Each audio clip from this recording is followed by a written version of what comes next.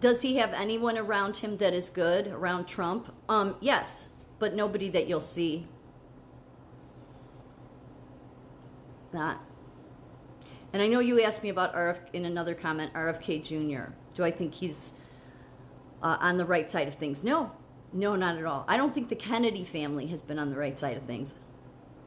They were friends with Ghislaine. When I think it was Mary Kennedy who had married Andrew Cuomo, the former governor of New York. Ghislaine was at their wedding. The Kennedys invited her. They were such good friends with Ghislaine that RFK Jr. refers to her as Glenn. Here's the other reason that none of the this is the reason I get upset with the podcasters that have millions of dollars. Have millions of followers, okay?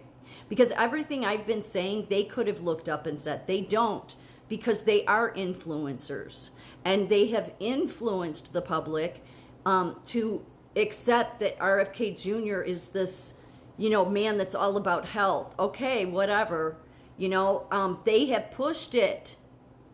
Yet none of them talk about how he's literally said on so when RFK Jr. goes on podcasts, because that's really where he got really going a lot. He went on these are the only podcasts that had asked him about his relationship with Epstein and Ghislaine was podcasters that had, say, 500,000 followers. But still, none of the podcasters talk about Airlift to America, which is hugely important here. Hugely important in regards to bringing foreign students in. Because Airlift to America was what started bringing foreigners here, just flying them in.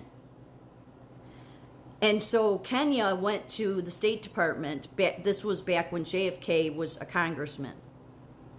But I believe he was maybe running for office, running for the presidency. But he was a congressman. But the Kenya government went to the State Department and said, we want you to pay for Kenya students to come into America to go to the Ivy League universities. And they said, we're not paying for that. So then the Kenya government went to JFK and said, we want to do this. And JFK said, okay, the Kennedy Foundation will pay for it. And they paid for the first 2 flights, bringing Kenya students over here to go to the universities. After that, I guess the State Department thought it was okay to do. And then they then they started paying for it. But the first 2 flights, the Kennedys paid for. And the black community was upset, rightfully so, because it's like, you want to claim you care about black people, but it seems the only black people you care about aren't the ones that are American black people. It's everybody from foreign countries that are black. And we're supposed to believe that, but he was highlighted by the media as, caring so much about the black community, but that money could have went to the black Americans to go to those universities. So they had every right to be upset.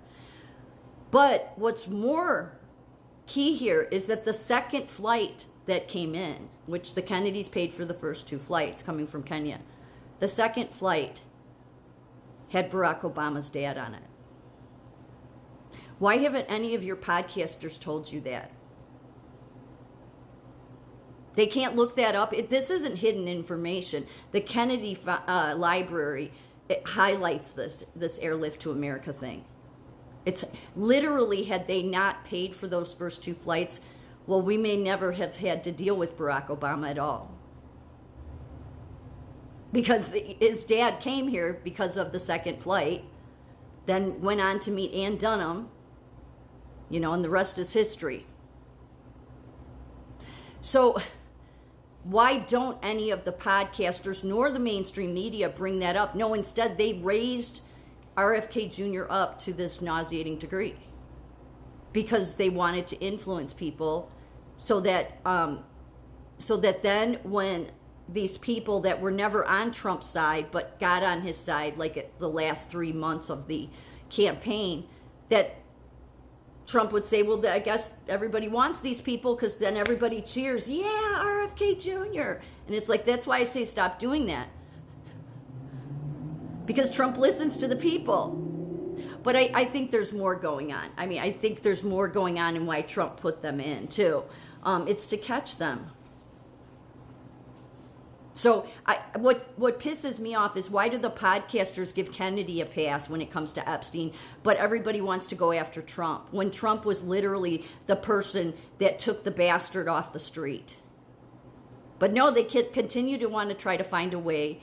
That's why you can't trust the podcasters that have millions of followers.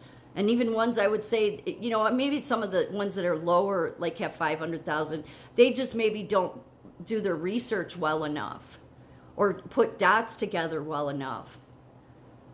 But, you know, you listened, because Kennedy did reveal that he went fossil hunting with Ghislaine and Epstein.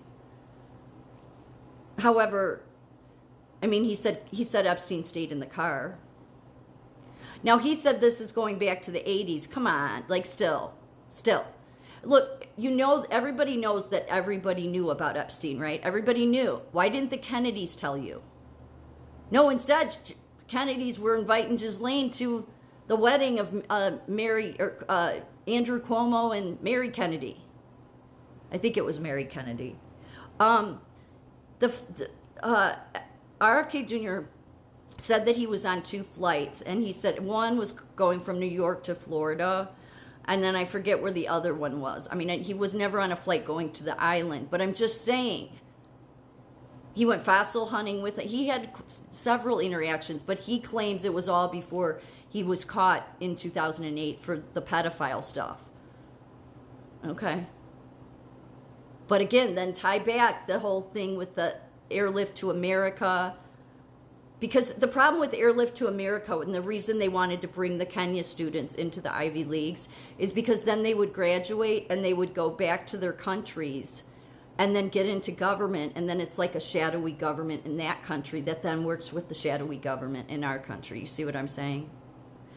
Why can't the podcaster say that?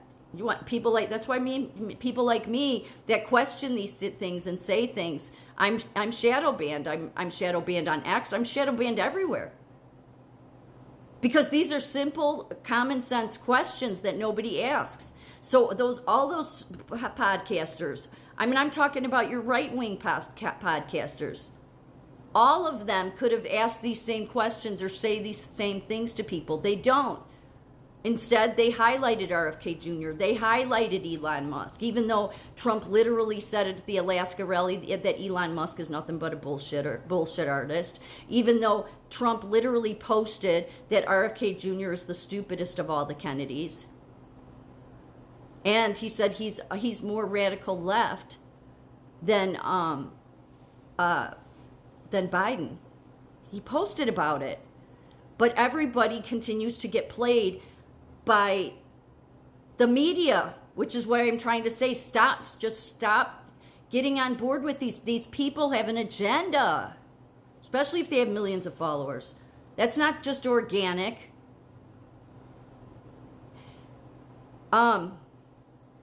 Trump even posted back in the day that Kash Patel is crazy. Said he's crazy. He looks crazy. If people ever notice there just seems something off there, yeah, crazy. What did Trump start his first campaign out on? Fake news. He was telling you the biggest problem with everything. Fake news. What do you see people posting on TikTok? And I do it too. I'm guilty of it as well. Posting stuff from Fox News because Pam Bondi picked Fox News to go on. Like, I think that people or conservatives think that, well, no, Trump just meant CNN. No, he meant all of it. He did. Most of it. Are there some here and there? You got to be careful. Why do you think Tucker Carlson just was doing the right thing and then got onto X, decided to start his pod? And he reveals a lot of truth, and they're very good at what they do. They're very good. But they're very good at influencing you, and that's what they're meant to do. So, yes, I think Trump has good people around him. They're just not the people that you know of. They're people that you probably don't even know their names and aren't being highlighted.